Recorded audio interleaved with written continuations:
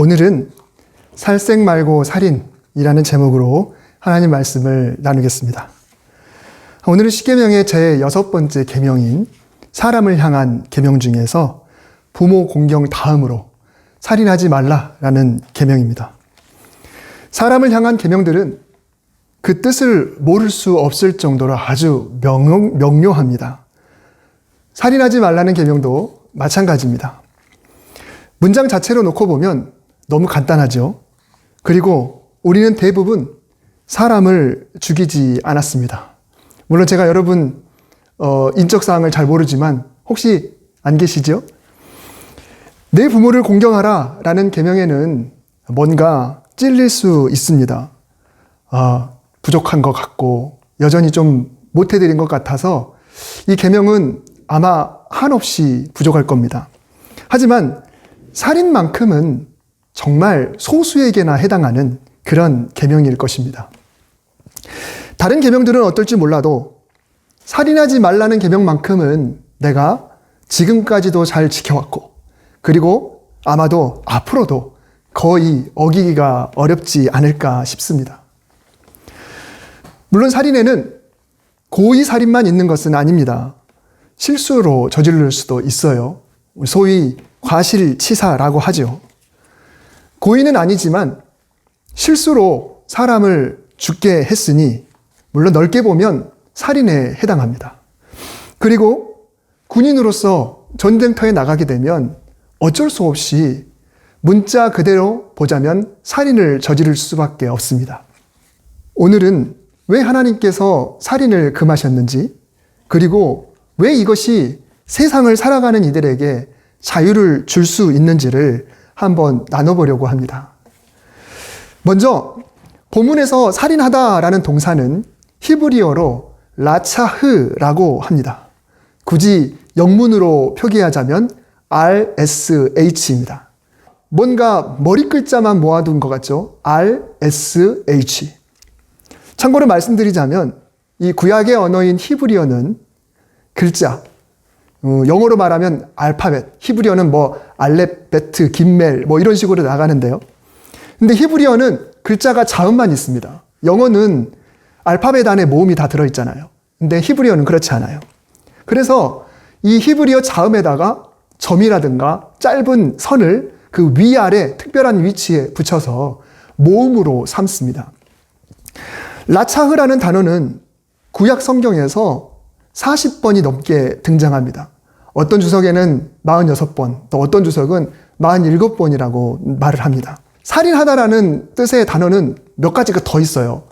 그런데 라차흐라는 단어는 평화를 위한 싸움, 거기서 저지른 살인은 제외가 되고요. 또 사형을 선고받아서 집행할 때 그때도 라차흐를 사용하지 않습니다. 하나님이 심판하셔서 사람을 죽인다고 할 때 그때도 라차흐를 사용하지 않습니다. 즉 살인하지 말라는 이 계명은, 이 단어는 모든 의미의 살인을 다 금지하는 것은 아니라는 것입니다. 방금 말씀드린 뭔가 법에 의한 살인, 그리고 절차에 따른 살인의 경우에는 뭔가 좀 다른 동사를 사용하고 있습니다. 그래서 이 살인하지 말라라고 할 때 모든 살인을 다 금지하는 것이냐? 그렇지는 않아요. 만약에 모든 살인을 다 금지하는 것이라고 한다면 하나님이 구약에서 굳이 도피성이라는 걸 둘 필요가 없습니다. 도피성은 이스라엘의 전체 땅에서 거점을 두고 나눠져서 흩어져서 세워져 있는 성인데 어떤 사람이 도끼질을 하다가 나무를 때렸는데 이게 날아가가지고 돌 뒤에 있는 사람이 우연히 맞았어요. 그래서 그 사람이 맞아서 죽어버렸습니다. 그러면 이 사람은 아무런 의도가 없잖아요. 실수로 사람을 죽인 겁니다. 하지만 이 고대 근동에서는 피로 보복을 하는 게 당연했거든요. 그러다 보니 이 사람도 자기는 실수로 사람을 죽였다 할지라도 결국은 죽은 사람의 가족을 통해서 보복을 당할 수 있죠. 억울하기 때문에 도피성으로 도망을 갑니다. 그러면 이 도피성에 있는 동안은 피해자의 가족들이 와서 내놓으시오라고 해도 이 사람은 내놓지 않는 거예요. 사는 겁니다. 이런 것을 보면은 만약에 하나님께서 모든 살인을 다 금지했다 그러면 도피성이라는 걸 하나님 만들어 주실 필요가 없는 거죠. 그래서 때로는 어떤 살인은 인정이 되고 어떤 살인은 인정이 안 되는 그런 상황을 우리가 볼 수가 있습니다. 질문을 하나 드려보겠습니다. 우리가 왜 살인하면 안 된다고 생각하십니까? 윤리 도덕적인 것 말고 하나님을 믿는 성도로서 살인하면 안 되는 이유가 무엇이라고 생각하십니까? 저는 어렸을 때 교회에서 딱 이렇게 배웠습니다. 생명은 하나님이 주셨다. 그러니 남의 목숨을 내가 함부로 죽여서는 안 된다. 하나님이 주신 생명이기 때문에 함부로 내가 그 생명을 취해서는 안 된다. 자살도 마찬가지예요. 아무리 내 몸이라 할지라도 하나님이 생명을 주셨으니 그 생명을 내가 내 것이라고 마음껏 없애는 것이 아니라 내 주권은 하나님께 있기 때문에 나도 내 생명을 취해서는 안 되는 겁니다. 생명을 주신 분이 하나님이시니 그 주권은 하나님께 있고 사람이 자신의 생명이든지 혹은 남의 생명이든지 마음대로 취할 권한이 없다는 것이죠. 그런데 살인하지 말라는 계명을 단순히 하나님이 생명을 주셨다는 이유만으로 지켜야 한다면 뭔가 조금 문제가 있습니다. 사람이 아닌 동물이나 곤충, 그리고 물고기 이런 것들은 그럼 어떻게 받아들여야 할까? 더 나아가 식물까지도 확대해 볼 수가 있겠는데요. 사람 외의 모든 생물은 하나님으로부터 생명을 받았습니다. 하나님이 생명을 주셨습니다.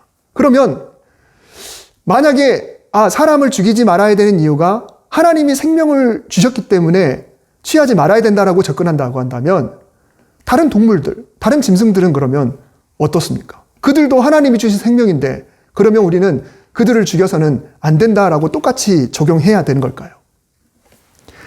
오늘 말씀의 제목이 살생 말고 살인입니다. 이렇게 제목을 붙인 이유가 있겠죠. 하나님이 주신 생명을 말하는 것이라면 제5계명은 살생하지 말지니라가 돼야 될 겁니다. 사람인 그리고 사람인이 아닌 존재가 분명히 구분이 돼야 되겠죠. 살생하지 말지니라. 그런데 하나님은 살인하지 말지니라 라고 말씀하셨습니다. 불교에 보면은 생명을 함부로 취하지 말라고 살생유택이라고 하는 게 있잖아요. 어떻게 보면 만약에 하나님이 주신 생명이가 취하지 말아야 된다라고 한다면 이 제6계명은 살인하지 말라가 아니라 살생하지 말라가 돼야 맞는 것입니다. 그러면 사람과 사람이 아닌 것, 살인이라고 했을 때 인과 인이 아닌 것을 구분할 수 있는 가장 큰 조건이 무엇이 되겠습니까? 하나님의 창조로 한번 거슬러 올라가 봅시다. 하나님은 모든 것을 창조하실 때 제일 마지막 6째 날에 짐승들을 창조하시고 그리고 마지막으로 사람을 창조하셨습니다. 제2계명 때 말씀드렸듯이 하나님은 세상 모든 피조물 중에 사람을 가장 마지막으로 만드심과 동시에 가장 특별하게 만드셨습니다. 다른 피조물이 절대로 넘어설 수 없는 특별함이 인에게만 있는 거예요. 사람에게만 있습니다. 그것이 무엇일까요? 바로 하나님께서 유일하게 사람에게만 생기를 불어 넣으셨다는 것입니다. 그래서 사람을 피조물 중에 유일하게 하나님의 형상을 닮게 만드셨고 그리고 사람에게만 영이 들어 있습니다. 사람만이 살아있는 영적인 존재, 즉 생명이 되었습니다. 그래서 사람과 사람이 아닌 존재, 즉 인과 인이 아닌 것의 차이는 바로 생명이냐 아니냐의 차이인 것입니다.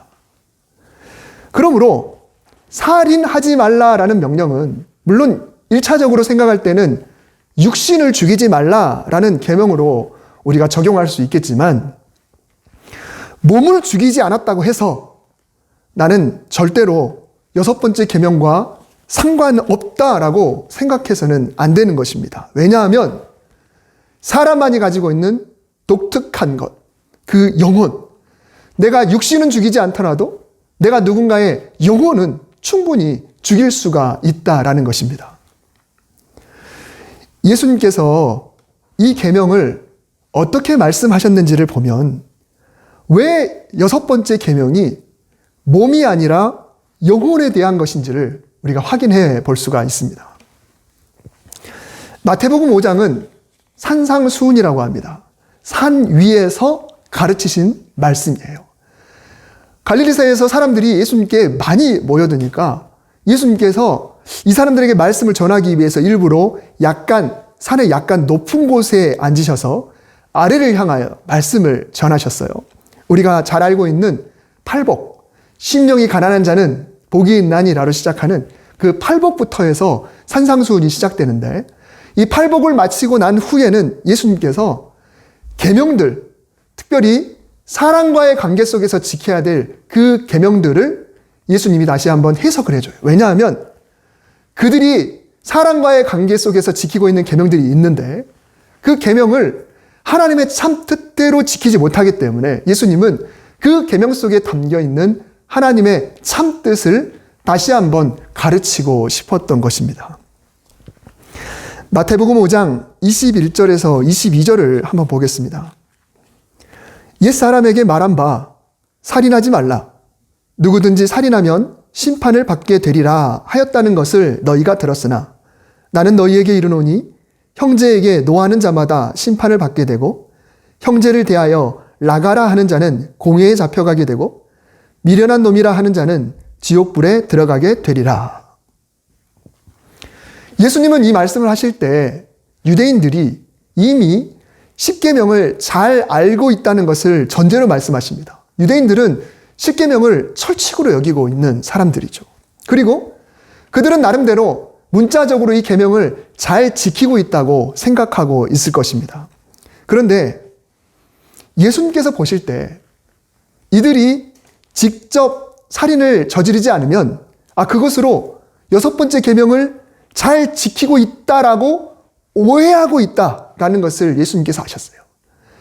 예수님이 보실 때는 이들이 6계명을 안 지키고 있는데 유대인들은 이 계명을 문자적으로 살인만 생각하기 때문에 그냥 사람을 죽이지 않으면 이 계명을 지키는 것으로 오해하고 있습니다. 근데 예수님은 하나님께서 이 계명을 주실 때 원래 하나님이 품으셨던 그 뜻, 이스라엘 백성들이 이 계명을 이렇게 지켰으면 좋겠다라고 하나님이 품으셨던 그 참 의미를 예수님께서는 백성들에게 가르치고 싶으셨던 것입니다.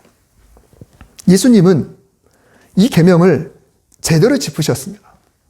하나님의 마음을 정확히 아시기 때문에 백성들에게 그 뜻을 알리고 싶으셨습니다. 하나님이 말씀하고자 하신 살인이란 몸이 아니다.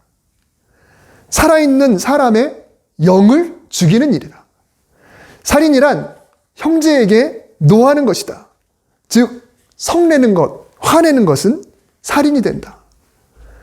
그리고 형제에게 라가라 하는 자, 라가라는 말은요, 가치 없는 어리석은 이라는 뜻의 아람어 레카를 헬라어로 표현한 것입니다. 원래 유대인들은 당시에 아람어를 썼어요.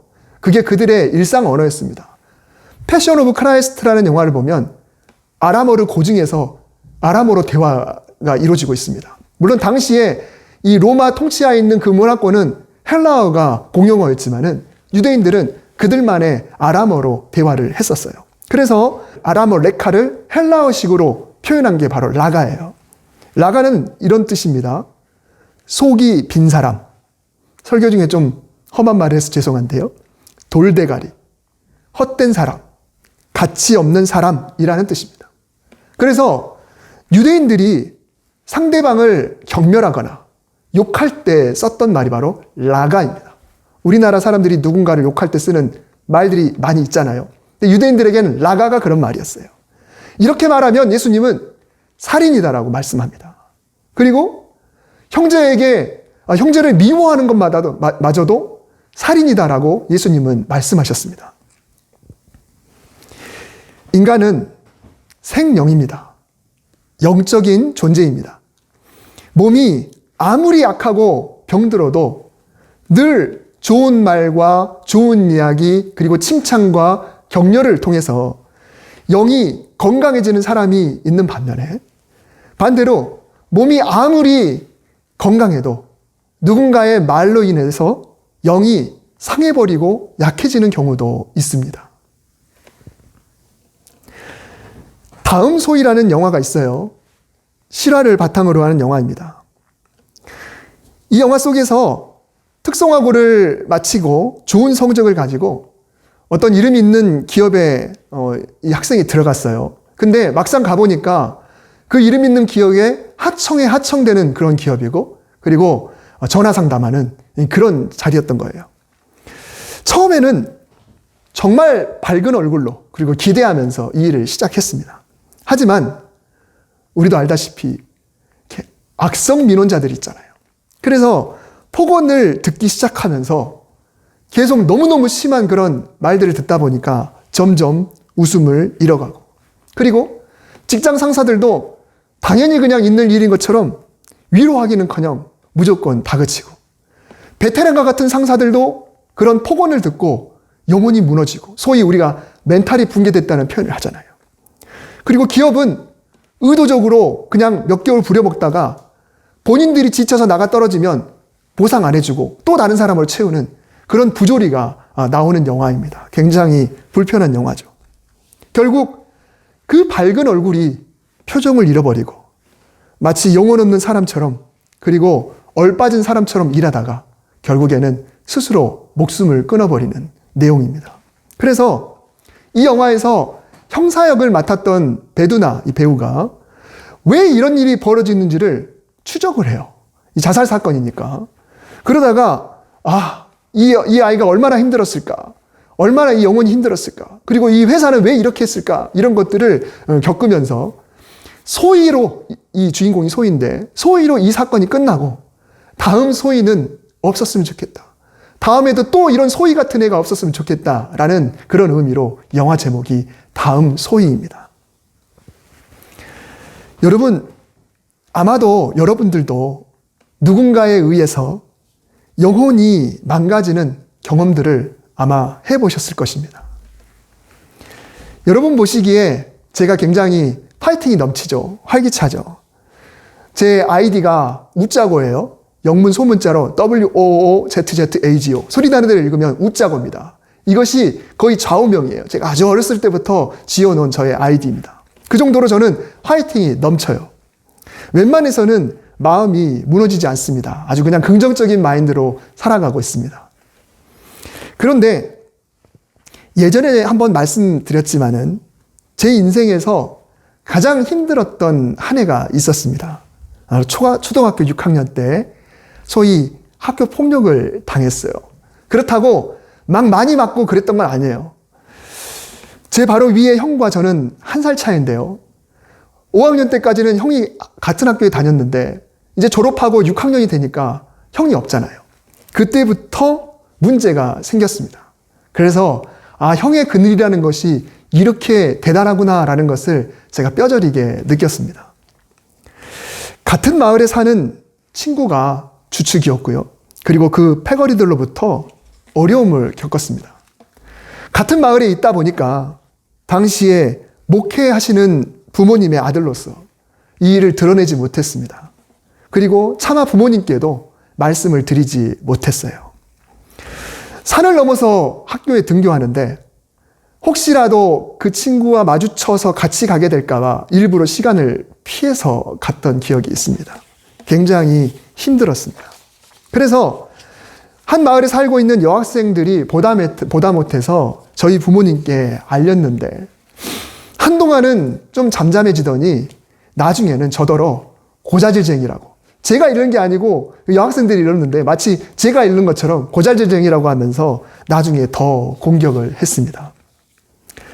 겉으로는 웃고 다녔는데 그 한 해 이 초등학교 6학년 어린 학생의 영혼은 거의 시체나 다름없었습니다.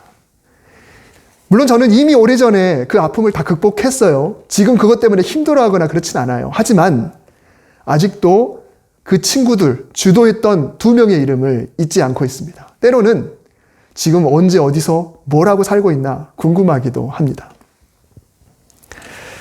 베드로후서 2장에는 방주를 만들었던 노아 이야기와 그리고 소돔과 고모라에서 탈출한 아브라함의 조카 롯의 이야기가 나옵니다.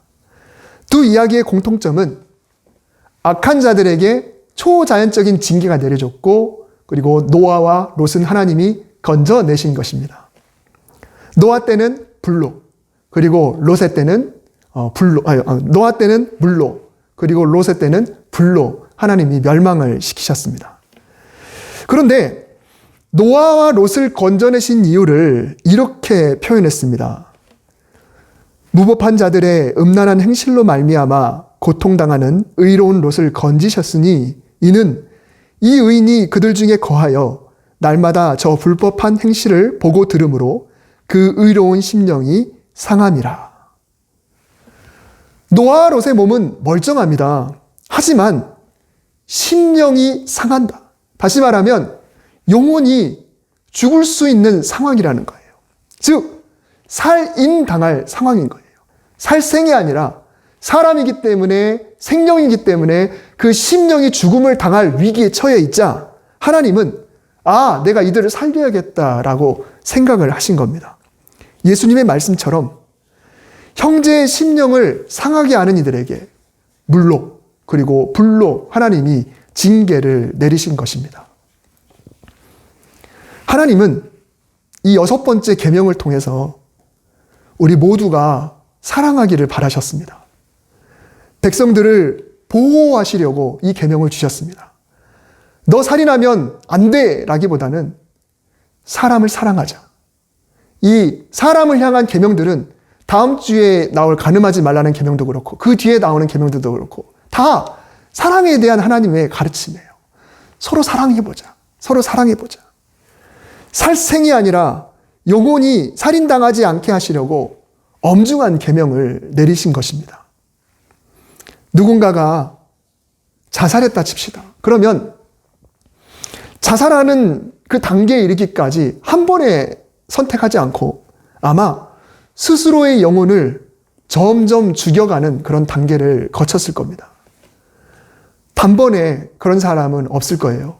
고민하고 또 고민하고 때로는 자책하고 또 한숨 쉬고 그러면서 내가 내 영혼을 계속 공격했을 겁니다.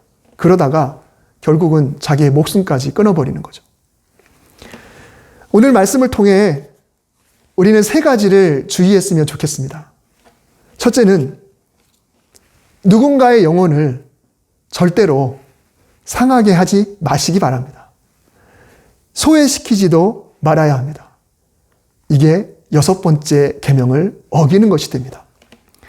내가 몸만 건드리지 않았으면 괜찮겠거니? 아니요. 내가 그 영혼을 상하게 한다면, 그 영혼을 죽임으로 이끈다고 한다면 우리는 6번째 계명을 어기는 것이 됩니다. 둘째로는 혹시라도 내가 누군가의 공격으로 인해서 내 영혼이 상해가고 있다면 회복되지 못하는 단계까지 이르지 않도록 하나님 앞에 도움을 구하고 토로하고 주님 품 안에서 소생되는 역사가 있기를 바랍니다. 시편 23편에서 다윗이 말했던 것처럼 내 영혼을 소생시키시고, 여러분 이 기도가 반드시 필요해요. 소생이 뭔가요? 죽었다가 다시 살아나는 거잖아요.